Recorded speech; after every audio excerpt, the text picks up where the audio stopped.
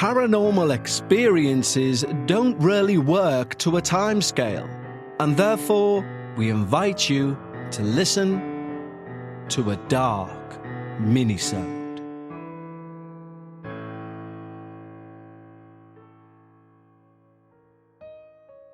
Hello everyone and welcome back once more to another Dark Minisode. The Dark Minisode series, of course, being our little midweek taster for our end-of-week main episode. And people have asked how we choose what goes on a Dark Minisode compared to what goes on our Patreon-only show Dark Bites. And in truth, it's down to the length of the experience. Sometimes you will get an experience which is in between a minisode and a full-length episode. That would normally go on Dark Bites, and again, if it falls below the time required for a minisode, that would also go on Dark Bites. So, if you're thinking of submitting something for our minisode, try and think something along the lines of 15 minutes in length. And of course, to submit your experience of any length, you can go to either the link in the show notes or direct to thedarkparanormal.com, and there will be a link there to submit your experience. And who knows, you may well find your experience on Season 23. There are a lot of changes coming for Season 23, a lot of exciting news to tell you in coming weeks, and as usual, with the upcoming episode being so late in this season, we've already sort of filled in Season 23. But as you know, it's a fluid series, so if the right experience comes through, we will find ears for it.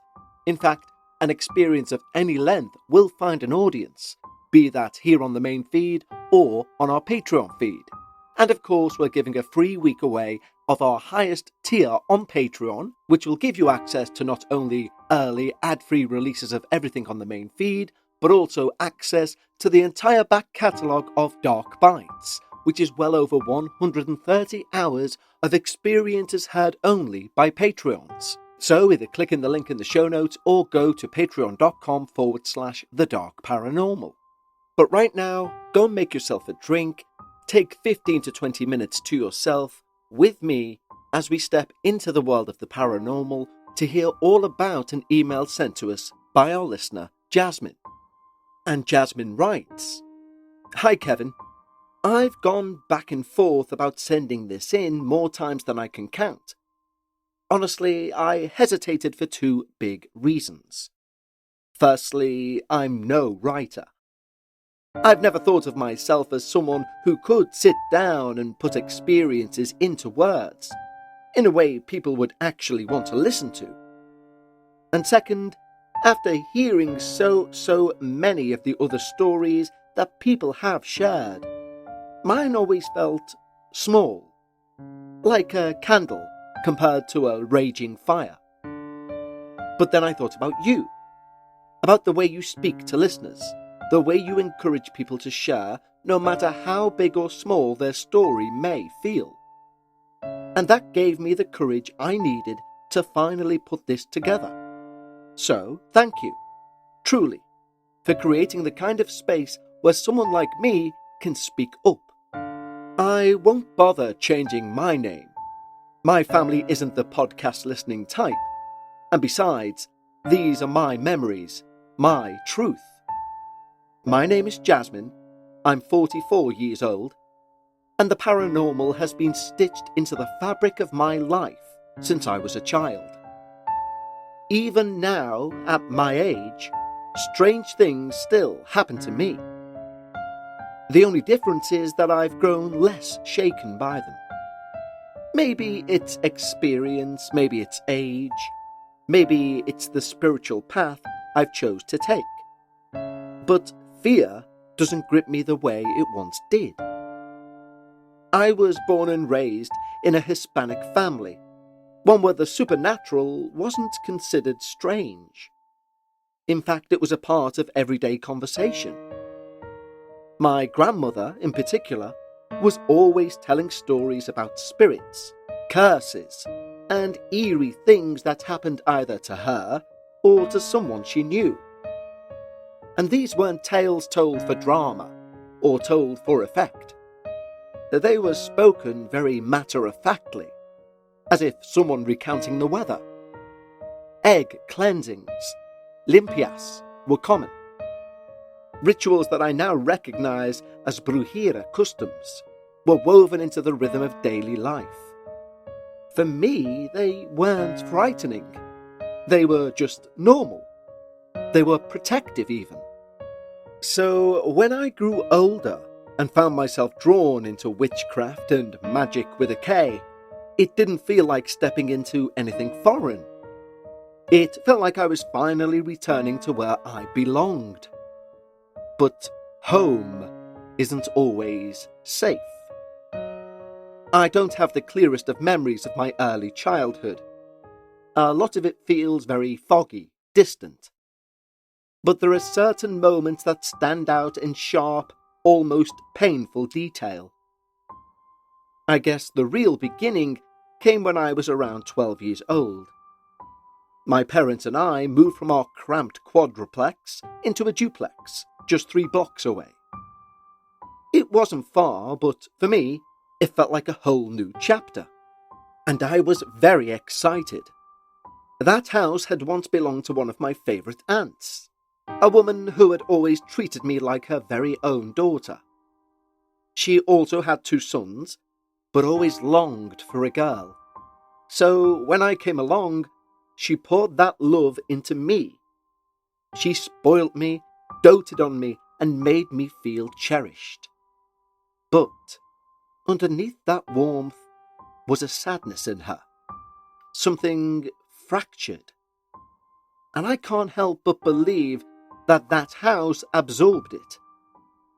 I've always thought houses could have souls, shaped and fed by the people who live in them. And this house, although freshly painted and outwardly cheerful, well, let's say it carried shadows in its bones. At first, the signs were subtle. A prickling sensation on the back of my neck, a heaviness in the air that made me glance over my shoulder. That constant gnawing feeling I was being watched, not just once in a while, all the time. In the kitchen, in the hallway, even my bedroom. Always eyes on me, though never anyone there when I turned. And then, the first true terror arrived. One of my uncles had just passed away, and his death weighed heavily on me. Grief was something I didn't yet know how to carry. One night I lay in bed, my door open, staring out into the familiar hallway. And suddenly, I opened my eyes and found myself trapped. I could not move. I could not speak. I could not even twitch a finger. Sleep paralysis. Though, at the time, I had no name for it. But this wasn't just a frozen body. The room shifted around me. It transformed into something else entirely. I was still in bed, but at the same time, I was in a strange garden. A fountain bubbled softly at the centre. The sky, overcast, a heavy grey, and a sharp breeze blew against my skin. I could feel it tugging at my hair, chilling my cheeks. I could smell the rain coming, earthy and damp. And then I saw him.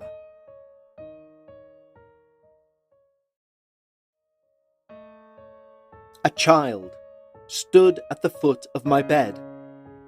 He was small, maybe 6 or 7 years old. But his face, well, there was no face. Just smooth, blank skin where the eyes, nose and mouth should have been.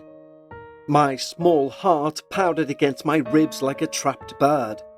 I prayed silently. I squeezed my eyes shut, and I willed myself to wake up. But when I opened my eyes again, the child was closer. Still no face. Just presence, staring right at me. And then he was right next to me, hovering, watching. I don't know how it ended. Maybe I passed out. Maybe sleep finally took me, but I do remember the helplessness, the terror of being watched by something that should not exist. That night marked me. And though I still experience sleep paralysis to this day, I've learned to steady my breathing, control my fear. It doesn't scare me in the way it once did, but I will never forget that faceless child. After the faceless child came the voice. It was always my mother's voice, always calling for me. Jasmine! And being raised in a Hispanic household, my automatic response was always the same. Mande! Which means command me. But when I'd go to find her, she'd look at me with confusion. I didn't call you. The first few times I brushed it off. Just kids hearing things, houses making noises. But one night, when I was home alone and my parents were out shopping, it happened again, clear as day. Jasmine! I stood still, every instinct pulling me to go and check. So I walked through the house, calling back, Mande! But then I glanced out the driveway window and froze, because it was empty. No car, no parents. And that's when it hit me, I'm alone. I didn't scream, I didn't run. That's not how my panic works.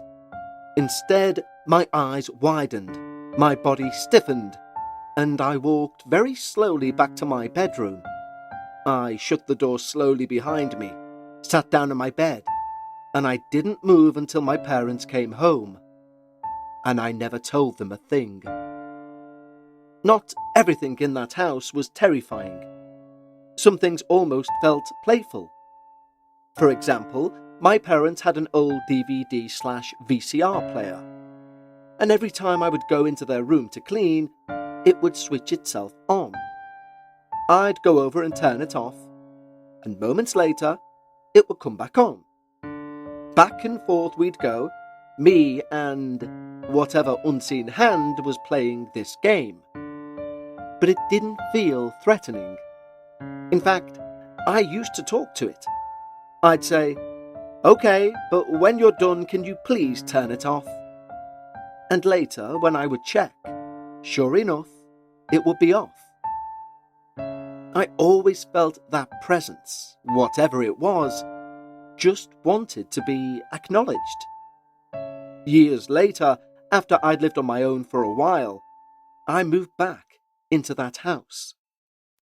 I thought I knew what to expect. I thought I'd grown used to its personality, its little quirks.